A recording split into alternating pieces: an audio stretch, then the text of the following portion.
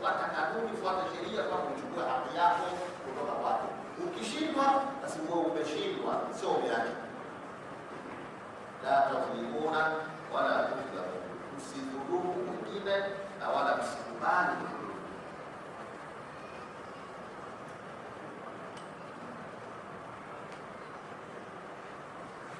Ama yule unayemdai kama ni masikini au kwasi, anaukata, ana hali ngumu, sio umwambie nenda ili mradi upige mkono fulani uniongezee na kiasi fulani. La, mpe muda aweze kulipa kwa utaratibu unapotakiwa. Mungu anasema wa in kana dhu usrati,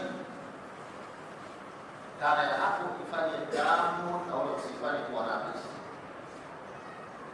Kana kwa kawaida inaingia kwenye mubtada na khabar, ndio ikiingia kwenye mubtada na khabar inahitajia ismu kana na khabar kana. Kana hiyo inaitwa damu, inaitwa afwa, inaitwa nafsi katika zile afalu na naqisa. Lakini kuna kipindi kana haihitaji khabar, inatosheka kupatikana ile marfu'u tu, kana hiyo inaitwa tamu. Na kana hapa ifanye kwa tamu, na ikisha kwa tamu usifasiri tena ikana kana fasiri sio ikiwa usifiri alikuwa ifanye kama kujida hasara kutokana na tafsiri. Ikiwa huyo anayedaiwa huyo, ikiwa atapatikana anayedaiwa dhulu usrati, mwenye usra, mwenye ugumu wa maisha, mwenye umasikini, anadhira tu, basi amogewe ila sawa kwa kupesi. Ila dhulu usrati, kama atapatikana anayedaiwa kwenye usra, mwenye umasikini, mwenye hali ngumu, anadhira tu, basi huyu amogewe ila sawa mpaka kupatikana hali nzuri na kupatikana upesi. Akiwa mtu ana hali ngumu, sio muongezee riba, nenda, lakini bwana ukirudi wewe nenda kama mzee. Wewe mzee wetu bwana tunakujua wewe kama. Lakini ukije sasa utakuja na 1 badala ya 20,000 sawa. Kuongeza kwa mwezi mmoja. Utakuja na 1,000 badala ya 1,000. Anafika hana hata kama mzee wewe nenda kwa usome, sio kwa usome ndio mtoto mtaala kitu kwa 1,000 sasa 30,000. Angojewe mpaka wakati atakapochukiwa alideili ile 100,000 anayodaiwa. Alikana tu usrati, kwa ni mtu mwenye hali ngumu, ikiwa yule anayedaiwa hapa anapatikana anayedaiwa mwenye hali ngumu, wanadhiratu, basi angojewe ila sawa mpaka kuchukiwa na kupata upesi wa mambo.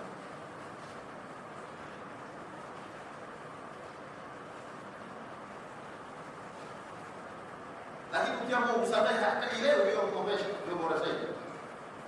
Kwani hataki kukulipa au hana? Hana, basi wewe ndio kutoa sadaka. Wa tasaddaqu wa tasaddaqu kwa kuondoa ile moja. Wa tasaddaqu, na kama mtaitoa sadaka huwa khair lakum, ni bora zaidi.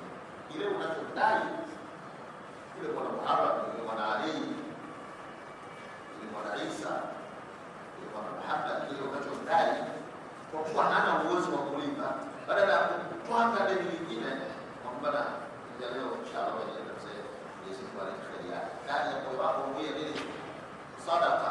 Ukifanya hivyo, hiyo ndio bora zaidi kwa wewe. Tasaddaqu huwa khairun lakum, wa sadaqa ni bora. Ikoto ta'lamuna, ikiwa unajua ubora wa sadaka, hapa ndio mambo mshauri.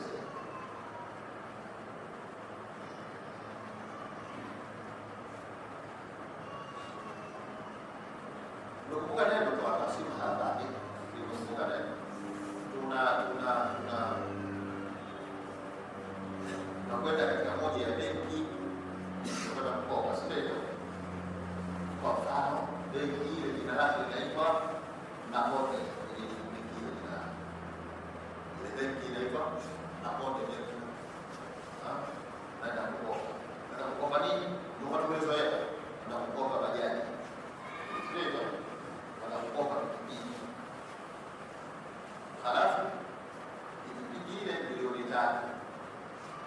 lakini utairudisha kidogo kidogo ile pesa kule mbele.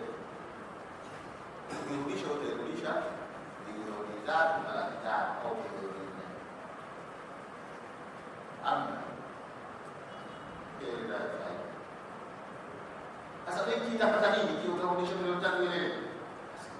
Hiyo ndio tofauti ya biashara na riba, ni msingi mmoja mwembamba.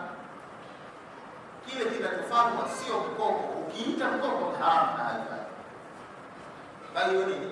Iwe biashara. Kwa sababu pale benki ukienda pale benki kuna pikipiki ambayo kwa ndani. Sasa pikipiki benki inachukua pikipiki moja inakukopesha. Leo pikipiki kwa ndani. Aliweke.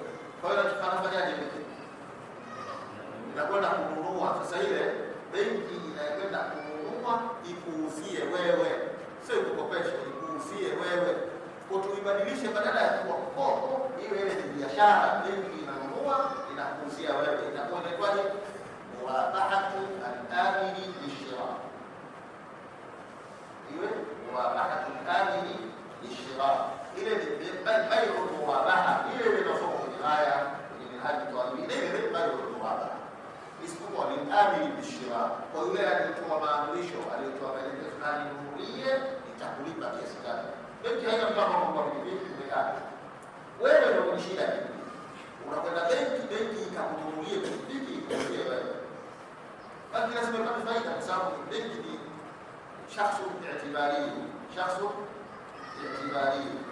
Benki ni kama mtu. Kwa hiyo ndio maana inakubali kufanya naye muamala. Sawa? Kwa hiyo unakwenda benki, unaitaka benki ikakununulie pikipiki. Benki itakwenda kukununulia pikipiki milioni 3. Lakini wewe utaipa benki na faida. Kwa hiyo na murabaha.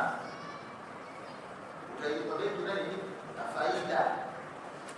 Lakini benki kwa kawaida haina desturi ya kununua pikipiki na kuuza, inaitwa murabaha al-amili bishira. Kwa hiyo wewe unawakilisha kununua ndio inakufanyia biashara. Kwa tukibadilisha majina zile biashara zetu nyingi zitakuwa nzuri. Iwe ni biashara na wala isiwe mkopo.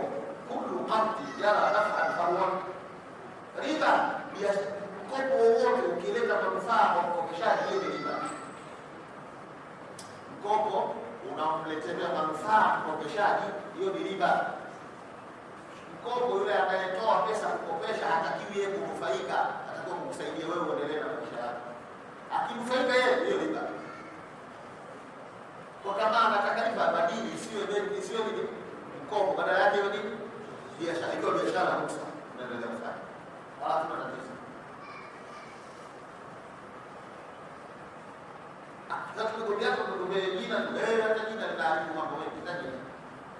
Ndio maana watu wenzetu haturuhusiwi kuwaita mama zetu. Tunagombea nini? Kwanza tunakuwa mama kweli.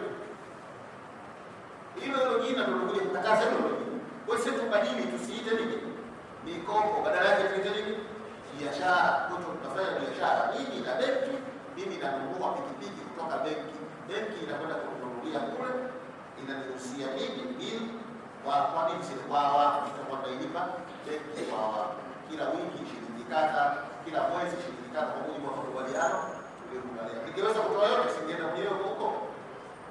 Kwa siwezi kuchukua ile bajaji, nachukua ile pikipiki, halafu kila mwezi nalipa kiasi kidogo, nalipa kiasi kidogo mpaka hela. Ni biashara. Kwa kuwa biashara lazima anafanya biashara anataka faida.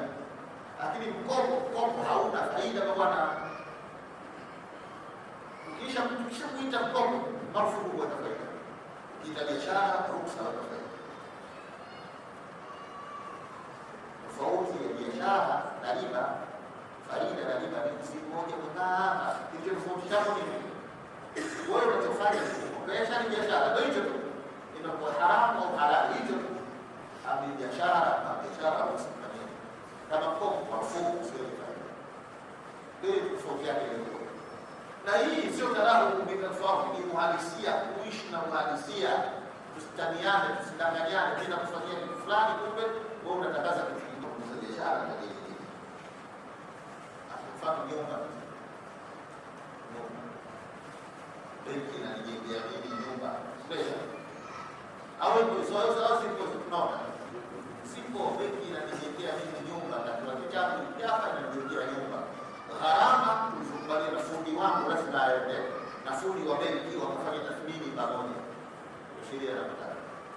Tunakubaliana kwamba matirio haya yaliyotumika kuanzia mchanga, kuchimba msingi, tofali, sementi ya kujengea, mpaka nondo, mpaka bati, mpaka rangi, mpaka tiles. Tunakubaliana nyumba hii iliyojengwa kwa milioni 30. Fundi wangu, fundi wa benki wakubaliana hiyo. Sawa, mimi natakiwa kurudisha. Benki imenikopesha milioni 30. Narudisha milioni 30. Itafilisika hiyo. Hiyo benki lazima ifilisike, lazima, kwa sababu siku ya kurudisha thamani ya hivi vitu sio hii, tayari imeshapanda. Au sasa ukipanda kurudisha ile benki inaendelea na nyuma, wenzako wanaokuja, basi sio mkopo. Hiyo benki inanigusia mimi, yale matini hiyo benki inakuwa inanigusia, sio inanikopesha. Sio kuelewana vizuri kwa hiyo iwe inanigusia. Inaponigusia sasa mimi nirudishe kwa mujibu wa thamani ya zama ninazorudisha mimi, sio zama nilipojengewa. Mfuko wa seneti mimi wakati najengewa na benki ni shilingi 10,000. Lakini nakuja kurudisha ile baada ya mwaka 1.5 baada ya miaka 3. Mfuko wa seneti ulichoka shilingi 14,000. Nikirudisha mfuko ile ile, kuna mwenzangu na yeye anataka ajengewe kama mimi. Inawezekana ile benki ikaendelea na utaratibu. Itakuwa imefilisika benki, haina tena uwezo wa kusaidia mtu mwingine. Kwa hiyo mimi natakiwa niende nikanunue sementi zama hizo ninazorudisha. Mfuko shilingi ngapi bwana? 17. Mimi nitarudisha thamani ya zama hizo, sio thamani. Fundi kibarua analipwa tofali moja kwa siku shilingi ngapi? Shilingi 10. Wakati mimi nakuja kurudisha kulipa kibarua analipwa kwa siku shilingi 60,000. Mimi nikirudisha ile ya zamani natapata kibarua wengine wanaenda kujengea mzao. Kwa hiyo lazima yabadilike mambo kulingana na sasa. Alikopo ya baada ya ndani kuja baada. Wakati wa usalama. Mara petu mara nyingi tunapokuwa na mitihani hii ni sisi tusiokuwa na uwezo. Sasa asikomolewe asiokuwa na uwezo faradhilatu ila aisaba. Asubiriwe mpaka kipindi atakapofikiwa. Watasaddaku na kiamua kutoa sadaka. Huwa khairu lakum ni bora zaidi ikuntu ta'lamuna, ikiwa mnajua ubora wa sadaka. Lakini jamani, fanyeni haya majambo, msifanye kumzunguka Mungu. Wattaqu yawman, iogopeni siku ambayo turjauna fihi ila Allah, mtarudishwa katika siku hiyo kwa Mwenyezi Mungu Subhanahu wa Ta'ala. Ogopeni, kuna siku wote sio tarjiuna la turjauna. Upende usipende utarudishwa kwa Mwenyezi Mungu Subhanahu wa Ta'ala. Turjauna fihi ila Allah, mtarudishwa katika siku hiyo kwa Mwenyezi Mungu Subhanahu wa Ta'ala. Thumma, kisha baada ya kurudishwa kwa Mungu, tuwaffa kullu nafsin ma kasabat, italipwa kila nafsi yale iliyochuma. Wahum, na wenye nafsi hizo la yudhlamun, hawatadhulumiwa chochote. Aya hii ndio aya ya mwisho kabisa kushuka. Ya mwisho kabisa baada ya hii Mtume aliishi muda wa siku 9 alafu hii ndio aya ya mwisho kabisa kushuka. Baada ya hii Mtume aliishi siku 9 tu kisha akafa. Kwa nini tunaambiwa aya ya mwisho hii? Naam. Al-yawma akmaltu lakum dinakum wa atmamtu alaykum ni'mati wa raditu lakum al-islam dinan. Kwa tunaambiwa hivyo ya mwisho. Naam, ndio hiyo ya mwisho. Sikujua nini? Hii ya mwisho na hii ya mwisho. Asio hiyo tuongeza na nyingine. Idha jaa nasrullahi wal fath wa ra'aita an-nasa yadkhuluna fi dinillahi afwaja fasabbih bihamdi rabbika wastaghfir innahu kana tawwaba. Hiyo pia zote hizo za mwisho. Lakini kila moja ya mwisho kwa kuzingatia jambo fulani. Sura nyingine zinashuka sura kamili. Sura nzima inashuka kwa Mtume Muhammad sallallahu alaihi wasallam. Sura ya mwisho kushuka sura nzima inaanza. Baada hiyo kushuka tena sura nzima. Kwa idha